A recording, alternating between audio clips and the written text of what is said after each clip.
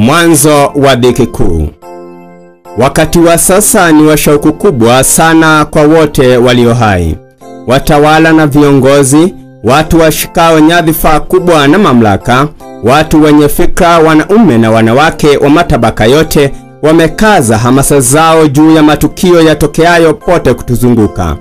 Wanaangalia kwa makini mahusiano yaliyopo miongoni mwa mataifa.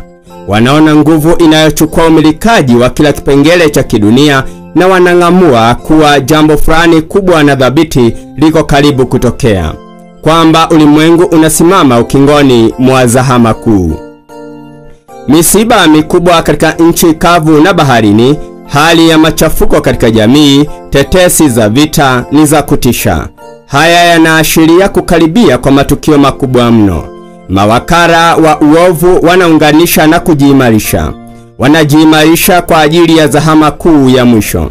Mabadiliko makubwa hayana budi kutokea katika ulimwengu wetu, na vuguvugu la mwisho litakuwa la haraka. Wakati wa taabu ambao itaongezeka hadi mwisho karibu sana. Hatuna wakati wa kupoteza. Ulimwengu unatikizwa na roho ya vita. Unabii wa sura ya 11 ya kitabu cha Danieli karibu umefikia utimilivu wake wa mwisho. Wakati wa taabu ambayo mfano wake haukuwapo tangu lilipoanza kuwapo taifa, Danieli 12 fungu la 1, sasa hivi uko juu yetu. Nasi tu kama wale wanawali waliolala, hatuna budi kuamka na kumuomba Bwana Yesu aweke mikono yake ya milele chini yetu na kutubeba na kutupitisha katika wakati wa taabu kuu ulio mbele yetu. Ulimwengu unaendelea kuzama zaidi na zaidi kwenye uhalifu. Hivi punde taabu kuu itainuka miongoni mwa mataifa, taabu ambayo haitakoma mpaka Yesu ajapo. Tunasimama langoni mwa zahama za zama zote.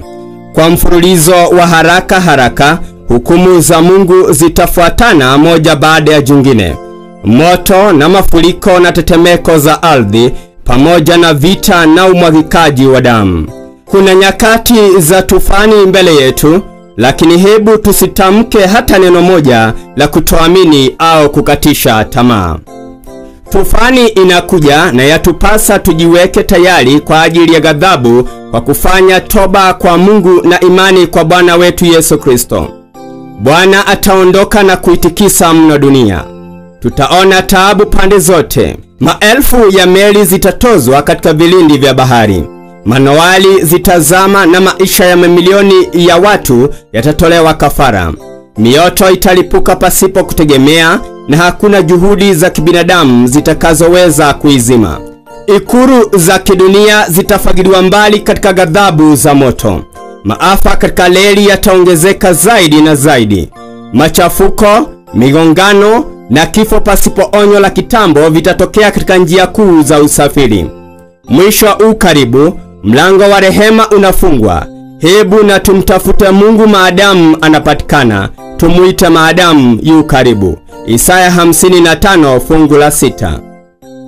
Katika mandhari ya mwisho wa historia ya dunia hii, vita vitapamba moto. Kutakuwa na tauni, maradhi na njaa. Vilindi vya maji vitavuka mipaka yake. Mali na maisha vitateketea kwa moto na mafuriko. Tungejiandaa kwa ajili ya makao ambayo Kristo amekwenda kuwaandalia wale wampendao. Mathayo 24 fungu la 3 hadi 14. Kabla mwana wa Adamu hajaonekana katika mawingu ya mbinguni, kila kitu cha asili kitasukwa.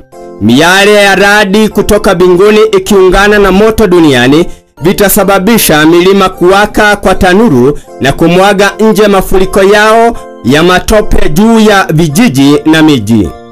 Mabonge ya miamba iliyoyeyuka ikitupwa majini na mlipuko wa vitu vilivyofichwa ardhini yatasababisha maji kuchemka na hivyo kurusha juu miamba na udongo. Kutakuwapo matetemeko makubwa mno na maangamizo makubwa ya maisha ya binadamu.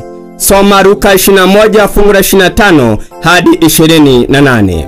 Mungu hajazizuia nguvu za giza kuendelea na kazi yao ya kuangamiza, ya kuchafua hewa. ambayo ni mojawapo ya vyanzo vya uhai na lishe kwa ukungu wa kuangamiza. Sio tu kwamba maisha ya mboga yanaathirika, mbali mwanadamu huteseka kutokana na tauni. Vitu hivi ni matokeo ya matone yatokayo katika vichupa vya ghadhabu ya Mungu yanayonyunyizwa duniani. Nayo ni mawakilisho ya hali ya kile kitakacho kuwapo muda mfupi ujao. Nimeonyeshwa kuwa Roho wa Bwana anaondolewa duniani. Nguvu za Mungu za ulinzi muda si mrefu zitazuiwa kwa wale wote wanaoendelea kutojali amri zake. Taarifa za biashara za utapeli, mauaji, uhalifu na kila namna zitatujia kila siku. Uovu unaendelea kuwa jambo la kawaida kiasi kwamba haustui tena hisia za watu kama ilivyokuwa hapo kwanza. Nini maana ya maafa haya ya kutisha ya baharini? Vyombo vikitozwa katika umilele pasipo onyo la kitambo? Ni nini maana ya ajali katika nchi kavu? Moto ukiteketeza utajiri ambao watu wamejilimbikizia, na ambazo nyingi ya hizo ni ambazo zimekusanywa kutokana na kuwagandamiza maskini. Bwana hataingilia kati kulinda milki za wale wanaoiasi sheria yake, wavunjao agano lake na kuikanyanga sabato yake, huku wakikubali siku ya kupumzika ya uongo mahali pake, kuabudu siku ya Jumapili badala ya sabato ya kweli ya Biblia ya Jumamosi. Mapigo ya Mungu tayari yanaanguka juu ya dunia, yakifagilia mbali majengo ya dhamani kubwa kama vile kwa pumzi ya moto utokao mbinguni. Je, hukumu hizi zitawaamsha hisia wale wanaojidai kuwa Wakristo?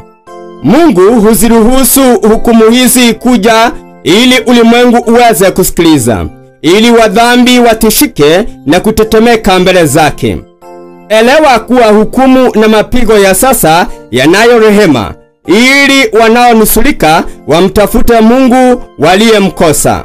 Lakini bado muda mchache mapigo yasiyo na rehema yatamwagwa juu ya wanadamu, wala wakati huo hakutakuwa na msamaha wa dhambi, kwani mlango wa rehema utakuwa umefungwa kwa waovu milele. Ulimwengu hauko bila mtawala. Programu ya mwisho ya matukio haya imo mikononi mwa Bwana. Mwenye enzi wa mbingu anadhibiti hatima ya mataifa, hali kadhalika na shughuli za kanisa lake.